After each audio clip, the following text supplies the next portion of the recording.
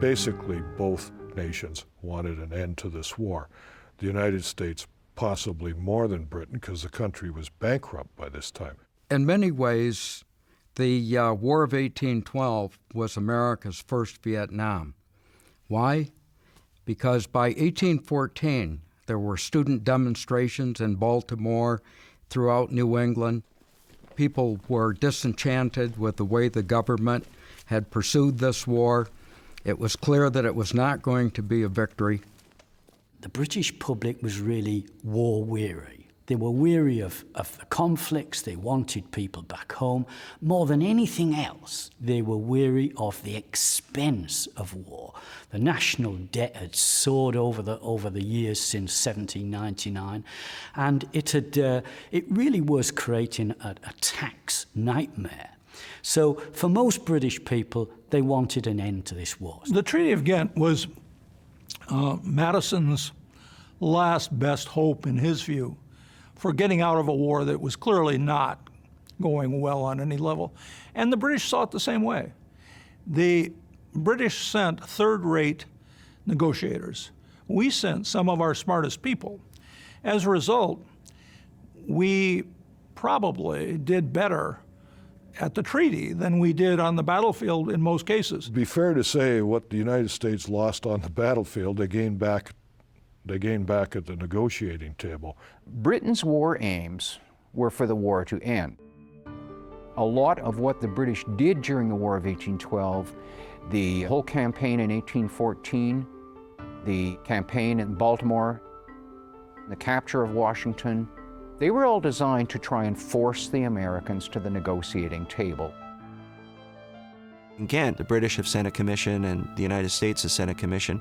They've all come with their relative points that they want in terms of territorial gains, rights of trade, impressment, that is taking sailors off of a ship and putting them into your own navy, a whole series of factors. And as the talks go on, you slowly see each one of these negotiating points, if you will, being pulled away because it's evident that they just want the war to end.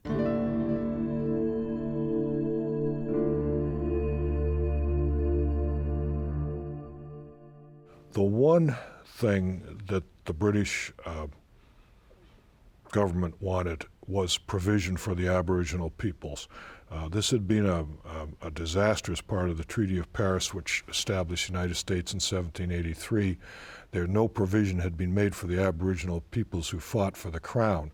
I think in the larger scope of things that the British didn't really plan for them to become a part of British society, maybe as subjects, and but not as equals. At one point, the British proposed there should be an Aboriginal barrier state, which would be roughly the western part of what was known as the Old Northwest. But even if that had been agreed to, that simply would prevent Americans from buying lands from Indians. There would be no a treaty provision there that would prevent Americans from seizing the land in what they claimed was a just war. So I don't think there was any way the Indians were going to halt or roll back westward expansion regardless of the outcome of the War of 1812. I can't help but think, though, every now and then, did they really mean what they said when they made these treaties?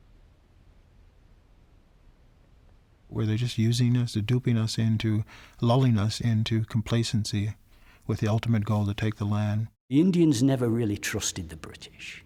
They pretty much had got the idea right. They knew the British would help them as long as it suited Britain. And they were not there to help the Indians for the sake of the Indians.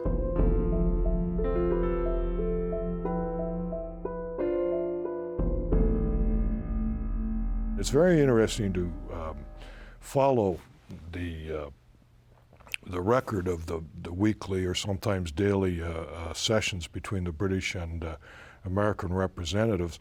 As a British victory would come in, the British position would strengthen, and then American victory would come in and the American position would strengthen.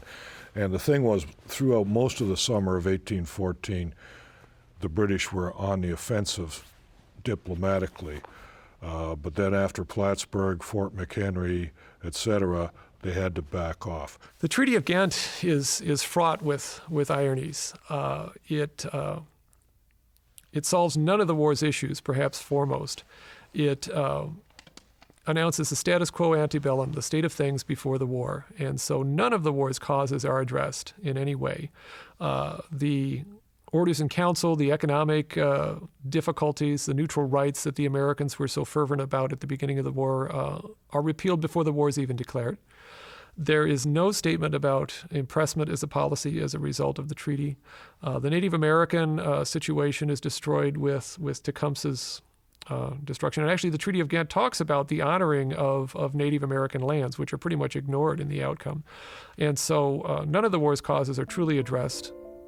It simply makes the whole thing go away. It's a tie.